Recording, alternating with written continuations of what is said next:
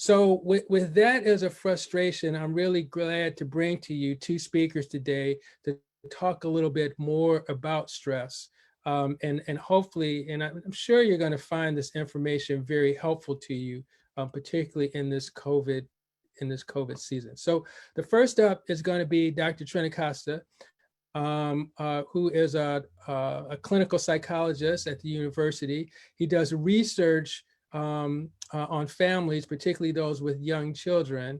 And my kids are a little older now, and I'm grateful for that. Yeah. Um, uh, and he's going to talk to you a little bit about the types of stress, who might be at risk, kind of some special groups, and a little bit about some coping mechanisms for dealing with stress itself. So if you would welcome Dr. Chris Trentacosta. Thank you, Dr. Blessman. Yeah, you covered the three topics so well, so I'll just jump in. And I'm going to first start about giving an overview of three types of stress. And so this information I shared at a United Way town hall a few weeks ago, and it's also in our social stressors fact sheet, which you can access on our Cures website. So yeah, they're posting the links right now, so you can find that information. So I'll give the summary now. The three types of stress. So one general thing to keep in mind is that stress is not all a bad thing. Now that's hard to imagine during this time. And I do think, post COVID-19, we all deserve, I can safely say that we all deserve a multi-week vacation to our favorite tropical island or vacation spot where we have no stress. That would be nice. But normally in the day-to-day, some stress can be good, and that's called positive stress or eustress. And so you think about that when you're learning something new, and it can be stressful at first, but then when you learn that thing, it's a good thing, right? So we do need some stress in our lives to move us forward. That's one type. The second type of stress is tolerable stress. And so tolerable stress is, still seen as a negative thing, but it's typically contained, it lasts a certain amount of time, and importantly, you have some support around it. So it becomes tolerable. Even if it's the loss of a loved one, you still have other people around you who care about you and can support you through it. So that stressor, while a difficult time, is tolerable. The third type of stress is the one we're most concerned about, and that's been called toxic stress. And toxic stress is typically chronic. It's uncontrollable, meaning you just don't have, control or things you can do about the situation. And oftentimes it also becomes toxic because you don't have any support around it or enough support around it. And that's really where we become concerned during this time of COVID-19, because it's obviously been chronic. Here we are at 8+ months. It's largely, although there are certainly things we can do in terms of social distancing and wearing masks, but in the broader sense, it certainly can feel uncontrollable. And getting the support we need can be a real challenge too. So that's what we're really focusing here, is on this fact that we're all kind of as a society and really globally going through this toxic stressor together. And that's why the next topic I want to talk about is sort of who seems to be suffering the most right now. And I'm going to give this sort of a preview. It might surprise you when we think about who's suffering from a mental health perspective. So I'm going to talk about who might be experiencing the most sort of toxic effects, maybe we'll call it, mainly through the lens of who's reporting the most symptoms of anxiety, so worries and fears, and depression, feeling really down and having lost interest in things. And the reason I say this may surprise you is because to some extent, the people who are suffering the most from a emotional stress perspective are not the same people who are suffering the most from a risk of serious physical effects and even death from COVID. So some of the people, it lines up with what you'd expect. Certainly our essential workers, our healthcare workers, a population that Dr. Blessman works with that are having huge outbreaks right now, the prison system. Those are areas where there's a huge amount of stress. And that's important to recognize and do all we can to support. There are other groups, we're talking about parents. I do have young kids, so parents are experiencing heightened rates of stress right now. Obviously managing schooling and their own kids' stress. But what I want to refer to is some of the data that we have coming in through the CDC. So the CDC has been doing a survey now for the last several months of the US and looking at symptoms of anxiety and depression and who's kind of experiencing the most. Now, first off, I'll say, as a society, I was just reviewing this morning. I mean, it is, we truly are in a sort of mental health pandemic, if you want to think of it that way, because the rate right now just nationally, based on this survey, these are not diagnoses, but based on the questions they're asking of thousands of people across the country, it's 41.4% of the US population are responding to these surveys suggesting that they have serious symptoms of anxiety or depression at this point from the most recent wave. And that's actually ticking up over time in recent months, which does coincide with COVID going up. So that 41.4% is multiple times higher than comparable data from 2019. So right now we're in a difficult situation in terms of stress and mental health. Now, in terms of, I said, what may surprise you is some of the demographic distinctions they're able to draw in the data set maybe aren't so surprising or inconsistent with what we might know or expect. Racial and ethnic minority groups are comparably higher rates. So Hispanic and Black Americans are reporting higher rates of anxiety and depression symptoms right now, which is consistent with also the experience of COVID. So some of it is consistent with what you'd expect. Other things are very maybe inconsistent with what you'd expect. For example, North and South Dakota right now, they have very high rates of COVID. They actually have some of the lowest rates, though still elevated compared to 2019, in terms of symptoms of anxiety and depression. Michigan actually has one of the lower rates right now compared to other states, while we have some of the highest rates of COVID right now. So it doesn't always map onto COVID and the experience and the physical risks associated with COVID. And one of the key areas it doesn't is in age. And this is the one I said that might really surprise you. They look from 18 to 80 plus. The 18 to 29-year-olds have the highest rates right now of serious anxiety, depression symptoms. It's approaching 60%. Whereas 80 plus year olds are actually only about a third of that rate. They're at about 18% right now. And so these findings are really striking because, of course, the older adults are the ones who are most vulnerable physically, and the younger adults are, comparatively speaking, less vulnerable physically.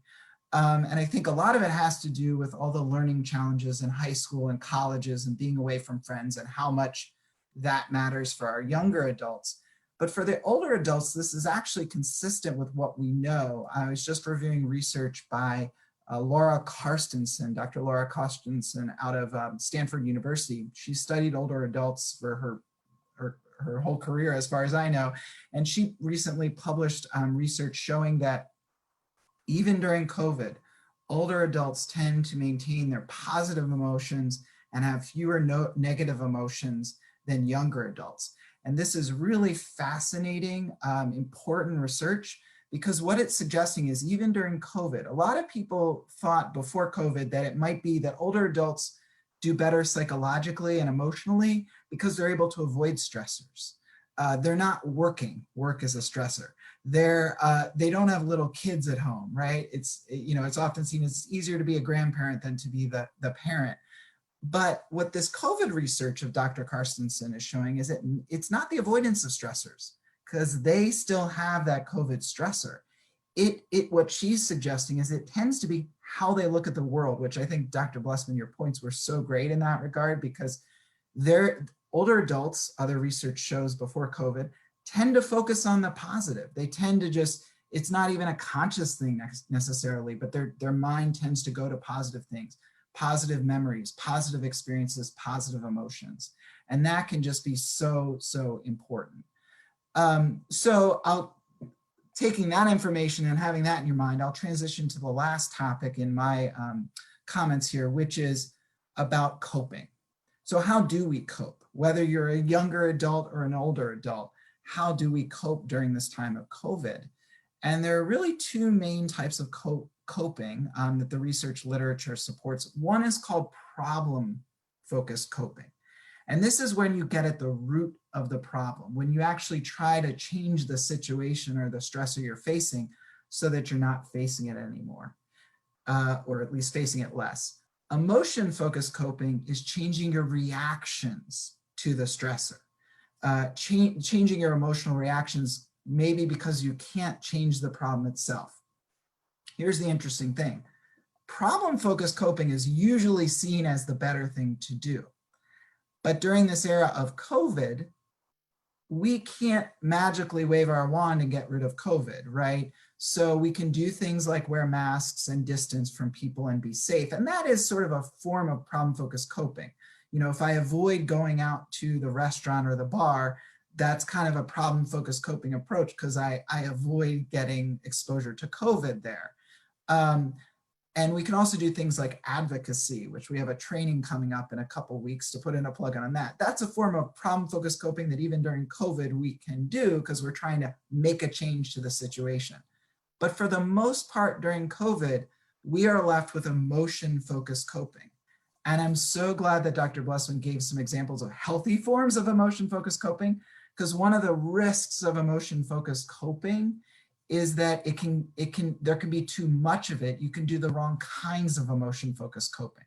So for example, eating too much, because eating is a form of emotion-focused coping, or at least it can be, beyond keeping us alive and giving us the calories we need. We might eat to cope because it makes us feel good, right? So it's that emotion-focused coping, making us feel okay. And obviously some of that's okay. We're all, you know, probably doing forms of that these days, but it can get to be too much. Another example of emotion-focused coping gone awry is drinking or certainly drugs, right? We can do drinking or drugs to numb our feelings. That's emotion-focused coping. But unfortunately, too much of that or over a sustained period of time, that hurts our bodies. So it's really about this balance of problem-focused and emotion-focused coping and doing the right forms, the most healthy forms of emotion-focused coping. Things like those mindful breaths, things like, you know, exercise, journaling is another great example. And also talking to people, sharing our feelings with loved ones who we trust, or a therapist or a mental health professional if that is something you wanted to pursue as well. Those are all ways in which emotion-focused coping during this time of COVID can be really adaptive. So those are my comments. I'm certainly open to hearing questions or comments.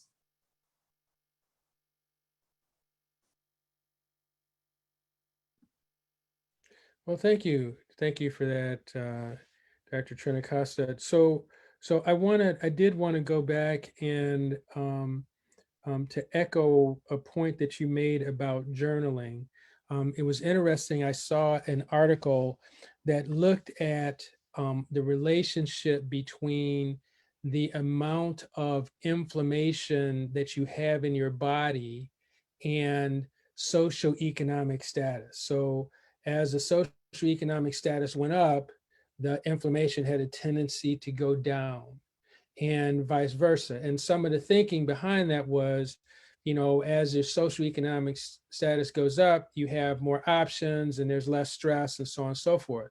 What was interesting was the people who had what they would call dispositional gratitude, so where they had a tendency to look at things in a positive sense, as you mentioned, that relationship was lost, meaning that the individuals who were in lower socioeconomic status didn't necessarily have higher amounts of inflammation in their body. So being able to look at things in a positive light, to look at things as a challenge and approach them that way, does seem to be helpful physiologically in your body. So this thing of writing down one or two things that you're grateful for at the end of the day can be very beneficial to you. And one thing I said is no one ever hurt their eyes by looking on the bright side. So I think that that's a very important takeaway from that. So I appreciate those comments. I don't know, did we have any comments and the questions in the chat at all? Rochelle, do you know? I haven't been watching. I don't No, we think just so. had one comment from Christine in the chat that talked about there being other stressors like racial tensions, inequities, the fire in California, and the very contentious election. Yeah. I'm glad Christine brought that up, because that was one thing I was going to say in response to Dr. Blessman, your comments, because I think those are super helpful. I'm a psychologist. We focus on what can help the individual, but we do have to keep in mind the broader context. And so I think what we're suggesting here, journaling, mindfulness, those are good things for you to do as an individual, but we also need to understand that at a societal level, there are things we need to do as a society structurally when we talk about structural racism or systemic racism and other sort of major issues going on right now, some related to the pandemic, some bigger overall. Those are things we need to address as a society to make everyone have more opportunity and have less of this toxic stress. So we really need to pair both of those things you can do as a person for yourself with things that we as a society should be doing to make things better. Absolutely. Absolutely. Okay, well, we're gonna move along here.